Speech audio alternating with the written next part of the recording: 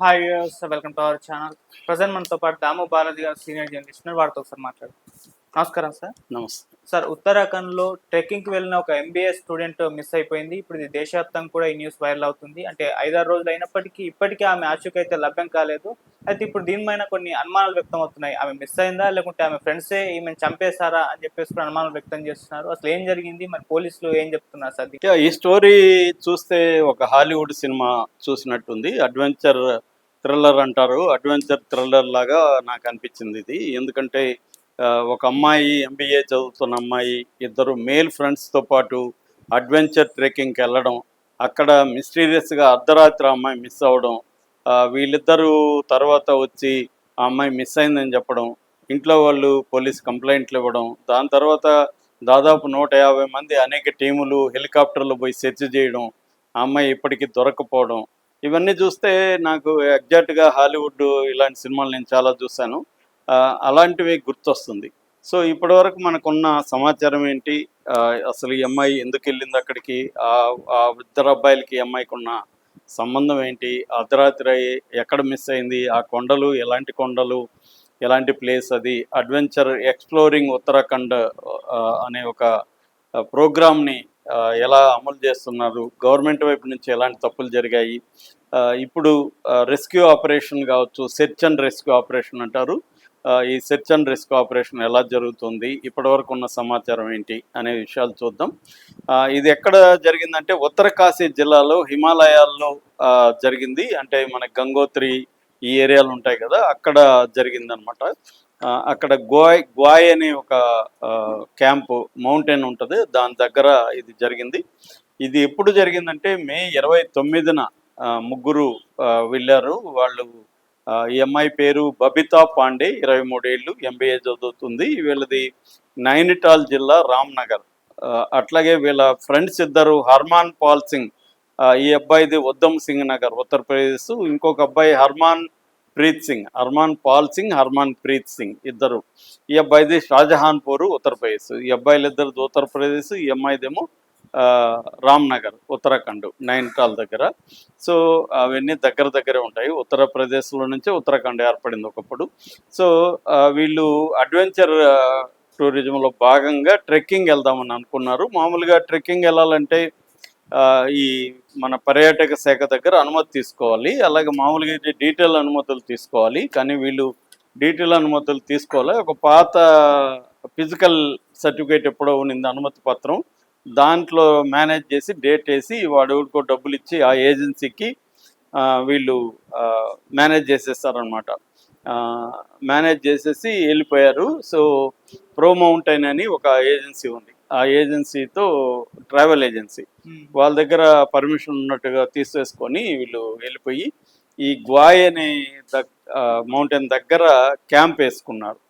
మామూలు క్యాంపింగ్. అది అక్కడ ఏంటంటే మే చివరైనా కూడా అక్కడ విపరీతమైన చలి ఉంది, అందుకని క్యాంప్ వేసుకున్నారు. బట్ అర్ధరాత్రి అమ్మాయి మిస్ అయిపోయిందని చెప్తున్నారు. అర్ధరాత్రి తర్వాత అమ్మాయి ఏమైందో మాకు తెలియదు, ఎక్కడికి వెళ్ళిందో తెలియదు, మేము వెతికాము దొరకలేదనేది వాళ్ళు వచ్చి తర్వాత కంప్లైంట్ చేశారు.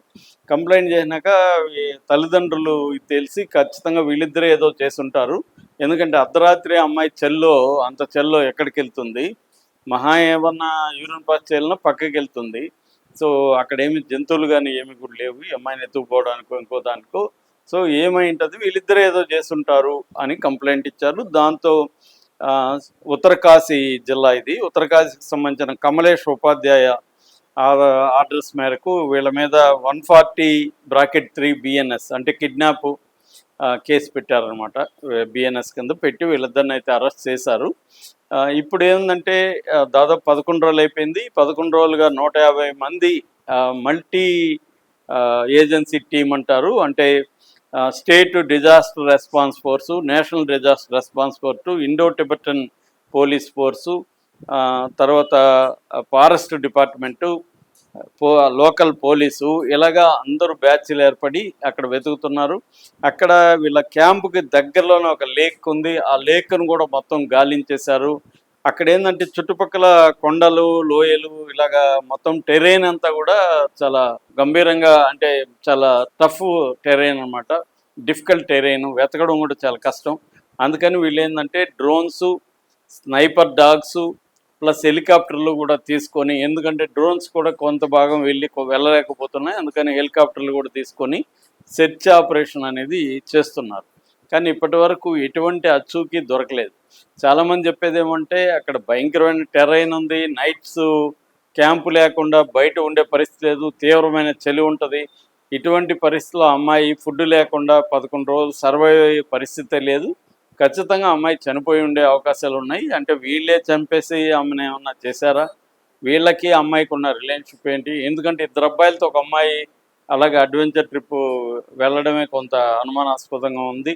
సో వీళ్ళిద్దరి మధ్య ఏమన్నా గొడవలు వచ్చి ఆ అమ్మాయి కోసం జరిగిందా, లేకపోతే వీళ్ళిద్దరు కలిసి ఆ అమ్మాయి కోఆపరేట్ చేయలేదనో, లేకపోతే ఇంకోటో ఆ అమ్మాయిని ఏమన్నా చంపేసి ఎక్కడో పూడ్చిపెట్టడం, లేకపోతే ఎక్కడన్నా లోయలో పడేసి మిస్ అయిపోయిందని చెప్తున్నారా అనేది తెలియాలంటే కూడా డెడ్ బాడీ రావాలి. కానీ ఇప్పుడు వీళ్ళ నుంచి విచారిస్తున్నారు వీళ్ళని, కానీ వాళ్ళైతే అర్ధరాత్రి నుంచి అమ్మాయి కనబడలేదు, ఏమైందో మాకు తెలీదు అన్న ఒక స్టోరీకే వాళ్ళు కట్టుబడి ఉన్నారు. అదే చెప్తున్నారు వాళ్ళిద్దరు మాత్రం.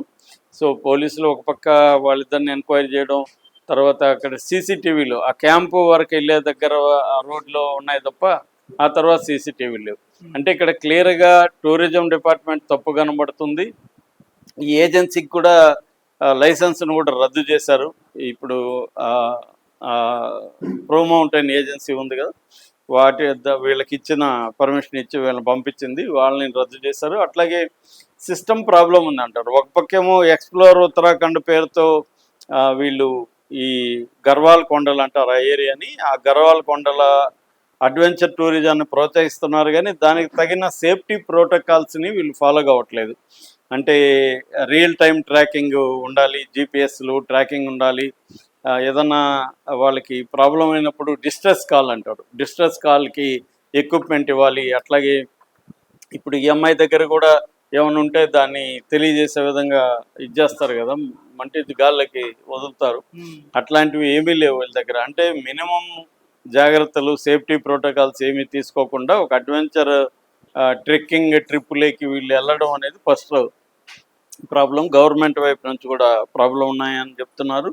సో ఇదే కాకుండా గత కొన్ని రోజులకు ముందే అక్కడే బాగేశ్వరి కొండలను ఉన్నాయి, ఆ ఏరియాలో కూడా ఒక పర్సన్ మిస్ అయ్యారు అని చెప్తున్నారు. వాళ్ళు కూడా ఇంతవరకు తేలలేదని. ఇది ఫస్ట్ టైం కాదు, గతంలో కూడా ఇలాగా జరిగాయని చెప్తున్నారు. సో ఇప్పుడు వాళ్ళ పేరెంట్స్ అయితే తీవ్ర ఆందోళనలో ఉన్నారు. వాళ్ళ ఈ అమ్మాయిల కజిన్ బబిత వాళ్ళ కజిన్ పంకజ్ పాండే మీడియాతో మాట్లాడాడు. అతను కూడా క్లియర్గా దీని మీద సీరియస్ విచారణ జరగాలి, ఇద్దరి కుర్రవాళ్ళని గట్టిగా ప్రశ్నిస్తే అసలు విషయాలు బయటకు వస్తాయి. ఆ పని చేయట్లేదు పోలీసులు.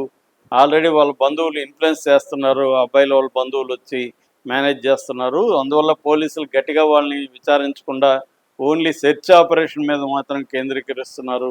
ఆ అమ్మాయి బతికి ఎక్కడైనా ఉంటే సెర్చ్ ఆపరేషన్లో దొరుకుతుంది, లేదా బాడీ ఎక్కడైనా దొరికే అవకాశాలు ఉంటే ఇవన్నీ ఉన్నాయి కాబట్టి దొరుకుతుంది స్నిప్పర్ డాగ్స్. సో కానీ చంపేసి వీళ్ళు ఏమన్నా చేసి ఉంటే ఎలా దొరుకుతుంది? కాబట్టి వాళ్ళని గట్టిగా విచారించాలి అనేది వీళ్ళు డిమాండ్ చేస్తున్నారు. పోలీసులు అయితే మేము విచారిస్తున్నాము, ఇప్పటికైతే వాళ్ళు అదే స్టోరీ చెప్తున్నారు ఎంతసేపటికి. అందుకని ముందుగా అమ్మాయి బాడీ కానీ లేకపోతే లైవ్గా కానీ దొరికితే అప్పుడు మనం ఏమైనా చేయొచ్చు అనేది అంటున్నారు. ఏదేమైనా 11 రోజులు అయిపోయింది, ఇప్పటి వరకు అమ్మాయి బాడీ కానీ అమ్మాయి లైవ్గా కానీ అచ్చుకి ఎక్కడా తెలియదు. 150 మంది కలిసి అనేక బృందాలుగా ఏర్పడి ఎక్స్పర్ట్లు అందరూ కూడా వీటిలో ఈ టెరైన్లో ఎక్స్పర్టైజ్ ఉన్న వాళ్ళందరూ కూడా సీరియస్గా అయితే ట్రై చేస్తున్నారు. గవర్నమెంట్ ఎంతో ఖర్చు పెట్టి ఇవన్నీ చేస్తుంది, కానీ అసలు విషయం ఏందనేది మాత్రం ఇప్పటివరకు బయటికి రాలేదు. ఆ అమ్మాయి ఆచూకీ ఇప్పటివరకు తెలియదు. అంటే వాళ్ళ బంధువులు వాళ్ళ అమ్మ నాన్న చెప్తున్నది ఏమంటే ఈ అబ్బాయిలే ఆ అమ్మాయిని ఏదో చేస్తుంటారు అనేది వాళ్ళు ఏడుస్తున్నారు. మా అమ్మాయి బతుకుండే ఛాన్స్ తక్కువే అని వాళ్ళు ఫీల్ అవుతున్నారు. అయినప్పటికీ గవర్నమెంట్ అయితే సీరియస్గా ఇంకా ట్రై చేస్తూనే ఉంది.